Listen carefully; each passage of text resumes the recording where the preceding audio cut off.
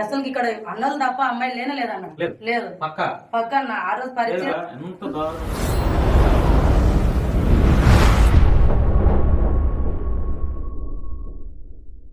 ప్రజలాడు దేవుని యొక్క మహాకృపలో మీ అందరికీ కూడా ఈ వీడియోకి స్వాగతం పలుకుతున్నాను.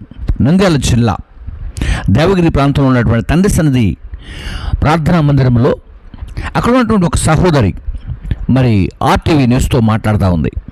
ఏంటి విషయం అంటే, అక్కడ ఉన్నటువంటి దైవవచనుడు ప్రభుకుమార్ గారు ఆమెను బలాత్కారం చేసి ప్రెగ్నెంట్ చేశాడని, ఆమె చేసినటువంటి విషయాలన్నిటిని కూడా అక్కడ మాట్లాడుతూ ఉంది.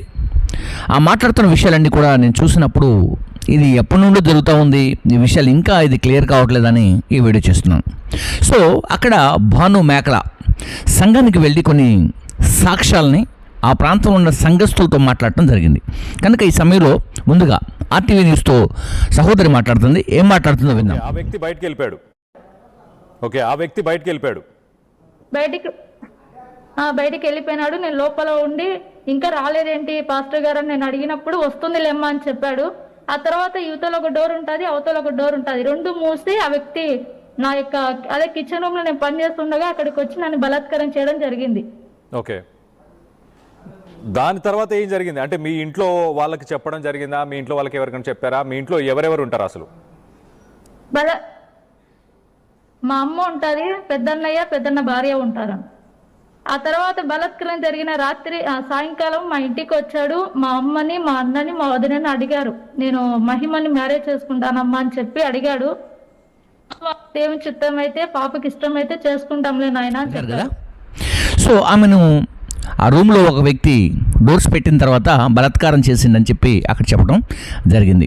అయితే ఇదే విషయం పైన చాలా రోజుల నుంచి VKR అటువైపున చెగోడి బిషప్ డానియల్ గారు మేము మాట్లాడాము, చేసామని చెప్పి అన్నారు. కానీ ఆ విషయం చూస్తే ఇది ఇంకాస్త అక్కడే నిలబడి, ఆ మందిరం ముందే నిలబడి ఆ సహోదరి మాట్లాడటం, ఆ వీడియోల ద్వారా, న్యూస్ ద్వారా చాలా న్యూస్ ఛానల్స్ దీన్ని రికవర్ చేస్తూ ఉన్నాయి.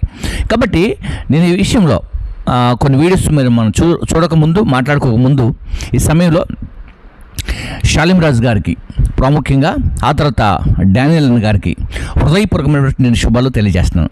అన్న, దయచేసి ఈ విషయాన్ని మీరు కల్పించుకొని మీరు కొంత సమయాన్ని తీసుకొని ఆ సంఘం దగ్గరికి వెళ్ళి ఆ పాపను కూర్చోబెట్టి, అంతేకాకుండా పాస్టర్ గారిని కూడా ఆపోజిట్లో కూర్చోబెట్టి, ఆ సంఘం పెద్ద సంఘం కూడా కాదు కదా, ఒక 100 మంది 200 మంది ఉన్న సంఘం కూడా కాదు, ఒక 30 మంది ఉన్నటువంటి సంఘం. అదొక ఇల్లు, అసలు యాక్చువల్గా ఒక ఇంట్లో జరుగుతున్నట్లుంది 30 మందితోటి.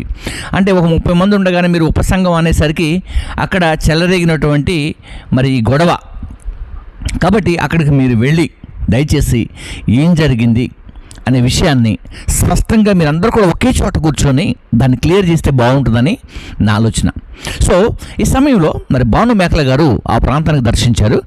వారు కొన్ని వీడియోస్ని లైవ్ ద్వారా, కొన్ని వీడియోస్ని అక్కడ ఉన్నటువంటి సంఘస్థుల ద్వారా ఆ అమ్మాయి ఎక్కడైతే బలాత్కారం చేయబడిందో ఆ ప్లేస్ను కూడా చూపిస్తూ వారు కొన్ని వీడియోస్ చేస్తున్నారు. అక్కడ ఉన్నటువంటి వారందరూ కూడా ఎవరు కూడా మహిమకు అన్యాయం జరిగినట్లు, మహిమ చెరపబడినట్లు, మహిమకు ప్రెగ్నెంట్ ఆడ వచ్చి ఉండొచ్చు మేబీ, కానీ అన్నది, కానీ వెళ్దామంటే వద్దన్నది, ఉంచుకుంటానన్నది అని వాళ్ళు అక్కడ ఉన్న వాళ్ళు చెబుతున్నారు. కాబట్టి ఈ సమయంలో మీ కొరకు ఈ వీడియోస్ లేకుంటే కూర్చొని చెప్పాలి కదా అందరికి. అంతే ఇట్లా సంఘాన్ని బయటికి తీసుకొచ్చి ఆయనకి ఏం సంబంధం అయితే అన్నా మేము చెప్పలే. ఆయన పేరు బయటికి తీసుకొచ్చి ఇంత చేయాల్సిన అవసరం ఏమొచ్చింది? ఆ రోజు 22వ తేదీ మరుసటి రోజు ప్రెగ్నెంట్ చేసిన రోజు నన్ను బలవంతం చేసినారు. ఆ రోజు ఏమి వచ్చిందని చెప్పింది వీడియో. అసలు నేను రానగా రాలేనా? నేను ఎన్ని గంటలకు వచ్చినాను? ఇప్పుడు 22వ తేదీన ఇక్కడ ఇదే మందిరంలో నన్ను పాడు చేశాడు అని చెప్తుంది అమ్మాయి. అది నమ్మేటట్టుందా? అది లేదన్నా అసలు. ఆ రోజు సుబ్బాన్ ఉన్నాడు, అందరు ఇక్కడనే ఉన్నారు. ఇక్కడంటే ఫోన్ చేసి ఆదివారం ఆరాధన చూసుకొని పోయినాము. సోమవారం రోజు అన్న ఫోన్ చేసిండు, అన్న పెద్ద అన్న వస్తున్నాడు అంటే సర్లన్న వచ్చానని పొద్దున్న వచ్చాను. 7 కల్లా వచ్చినాయి ఇక్కడికి. అసలు ఇక్కడ అన్నలు తప్ప అమ్మాయిలు లేనే లేదన్న. లేదు పక్క అన్న. ఆ రోజు పరిచయం ఎంత దారుణంగా అబద్ధాలు చెప్పి షాలేం రాజు గారిని టార్గెట్ చేస్తూ ఏంటి ఇంత 2 నెలల నుంచి ఏంటి గోవాల ఏంటి? ఇప్పుడు ఆ వీకేఆర్ అక్కడికి వచ్చి ఆ ఇల్లు చూపించాడే తప్ప అందరికీ తెలుసు మా ఇద్దరికి ఉన్న బంధము అంటుంది. ఎవ్వరికి తెలియదు అన్న. ఈ ప్రేమ పాఠాలు ఇవన్నీ చూడడానికే మేము మందిరానికి వచ్చేది. ఇవన్నీ తెలిస్తే మేము అసలు ఊరికే ఉంటామా అసలు? ఇది తెలిసిన తర్వాతనే ఇంత భాగవతం ఉంది అమ్మాయి. నేను విజయవాడ నుంచి వచ్చా, నాకు తెలిసిన సమాచారం. రైట్, చూసారు కదా, అది చాలా సంఘం అంటే ఒక 100 మందో 200 మందో 300 మందో కట్టుకున్న చర్చి కూడా కాదు అది. నాకు తెలిసి బేబీ అది ఒక ఇల్లు. ఆ ఇంట్లో ఈ 30 మంది కూర్చొని ప్రార్థన జరుగుతూ ఉంది. ఇప్పుడు సేవకులు ఏంటంటే బ్రాంచెస్ పేర్లు చెప్పుకోవడానికి, అంటే 20-30 బ్రాంచీలు నేను చెప్పుకోవడానికి ఏం చేస్తారంటే మెయిన్ సంఘం నుంచి ఒక 20-30 మంది ఎక్కడ ఉంటే అక్కడ ఒక బ్రాంచ్ని ఏర్పాటు చేసి ఆ ప్రాంతంలో కొంచెం అభివృద్ధి చెందుతారని చెప్పేసి ఆలోచనతో కొంతమంది దైవ సేవకులు అక్కడ పెడతా ఉంటారు. అసలు వాస్తవంగా ఓ 30 మందో 20 మందో ఉన్నకాడ ఇలాంటివి జరుగుతున్నాయంటే ఎంత డేంజర్, ఇలాంటి విషయాలు జరుగుతున్నాయంటే ఎంత భయంకరం అండి. కాబట్టి ఈ సమయంలో ఒకసారి మరి ఈ మహిమ అనే ఒక సహోదరి మాట్లాడుతూ ఉంది కదా, నేను ఆమెకు 2 విషయాలు చెప్పాలని ఈ వీడియో ద్వారా మాట్లాడుతున్నాను. ఏంటి విషయం అంటే, ఒకవేళ మీకు నిజంగా, అంటే నేను అబద్ధమని కాదు, నిజంగా ఒక స్త్రీ తన శీలం పైన నింద వేసుకోదు. వాస్తవంగా ఒక యవనస్తురాలు వేరే విషయాలు ఏదైనా మాట్లాడవచ్చేమో కానీ తన జీవితం పైన నింద వేసుకొని బయటికి రాదు. కానీ మరి ఈ సహోదరి వచ్చింది అంటే ఏదో మొత్తానికి అక్కడ జరిగింది. కాబట్టి ఆ జరిగినటువంటి విషయాన్ని అటువైపు ఉన్నటువంటి వారందరూ కూడా, అలాగే ఈ పాపకున్నటువంటి అన్నదమ్ములు, అలాగనే వాళ్ళ మమ్మీ కూడా ఉందని చెబుతున్నారు కనుక వీలుగా ఉంటే ఆ ప్రాంతంలో ఉన్నటువంటి పోలీసు వారు కూడా కలుగు చేసుకొని ఇది ఆ సంఘంలో కూర్చొని క్లియర్ చేస్తే బాగుంటుందని నా ఉద్దేశం. కాబట్టి మరి సహోదరి కూడా ఆలోచన చేయాలి. వాస్తవంగా మరి అక్కడ ఉన్నటువంటి వారందరూ ఎవరు కూడా నీకు అనుకూలమైనటువంటి సంఘటన జరిగిందని, లేకుంటే అలాగ జరిగిందని అక్కడ ఎవరు విశ్వసించట్లా. ఒకవేళ జరిగిందంటే మరి ఉదయకాల వేళ మీ మమ్మీ డాడీని ఈ పాస్టర్ గారు కలిశారు అంటే, మాట్లాడారు అంటే, సో అవన్నీ కూడా మరలా మాట్లాడుకోవాలి కదా. కాబట్టి అలాంటివన్నీ కూడా ఏమీ కూడా అక్కడ మాట్లాడలేదు అన్నట్టుగానే ఆ వీడియోస్లో, అంటే సంఘస్థుల ముందు అది కనపడిస్తూ ఉంది. సంఘస్థులు మాట్లాడుతున్నారు కాబట్టి సంఘస్థులను బట్టి నేను ఆలోచన చేస్తున్నాను. ఒకవేళ అదేమైనా రాంగ్ వేలో వెళ్తూ ఉంటే నేను దానికి చేసేదేం లేదు, సరి చేసుకోండి, ఓకేనా?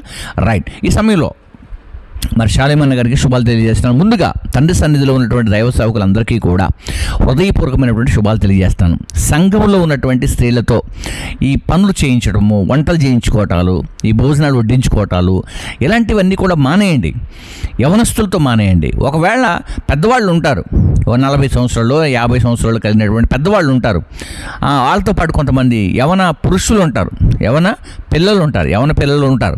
ఒకవేళ మీకు అలాంటిది ఏదైనా భోజనాలు కనుక, వంట కానీ చేయించుకోనేది ఆ ప్రాంతానికి అవసరమై ఉంటే అలాంటి వాళ్ళతో చేయించుకోండి. అలాగే అలాంటి యవనస్తులను చర్చిల్లో పడుకోబెట్టుకోమాకండి.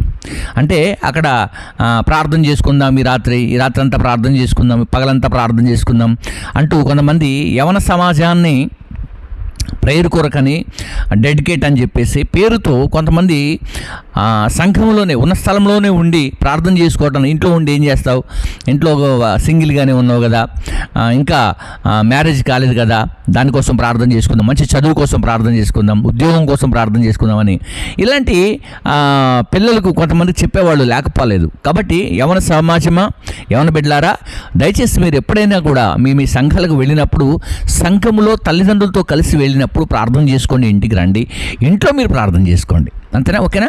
అంతేకాకుండా యవన పురుషులు కూడా దయచేసి గమనించండి, యవన పురుషులు కూడా సంఘాల్లో ఉండి మరి స్త్రీలతో, అంటే యవన ప్రాయం కలిగినటువంటి స్త్రీలతో మీరు కలిసి ప్రార్థనలలో, ఆరాధనలలో వాళ్ళు ఇటువైపు వీళ్ళు ఇటువైపు అంటూ అలా వెళ్ళకండి. దయచేసి ఒక క్రమం ఉంది, మర్యాద ఉంది. సంఘం అంటే క్రమశిక్షణ కూడా ఉంది.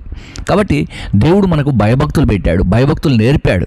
యవనస్తులు తొట్టెలకు మానరించి కూడా బైబిల్ తెలియజేస్తుంది. కనుక మీ సంఘాల్లో, మీ సేవల్లో మరి ఇలాంటి విషయాలన్నీ కూడా గమనించి ముందుకు వెళ్ళాలని కోరుకుంటున్నాను. ముందుగా మహిమ కుమారి, ఒకవేళ నీ జీవితంలో నిజంగా ఇంకా అంటే ఇంకా తనపైన ఇంకా ఆలోచన చేసి ఈ ధర్నాలు అంటే లైవ్లో మాట్లాడుతున్నారు కదా చర్చి ముందు ఫ్లెక్సీస్ పెట్టుకొని మాట్లాడుతున్న ప్రతి మాట కూడా ఒకవేళ వాళ్ళతో కూర్చోబెట్టి మాట్లాడితే బాగుంటుందని చెప్పేసి నేను అనుకుంటున్నాను. ఒకవేళ మీకు అలా నచ్చితే ఓకే, లేకపోతే కూడా మరి వారు మాట్లాడుతున్నటువంటి మాటను కూడా మనం గౌరవిద్దాం. సహోదరికి ఎట్టి పరిస్థితుల్లో న్యాయం జరగాలి, ఇలాంటి అన్యాయం ఆమెకు జరగకూడదు.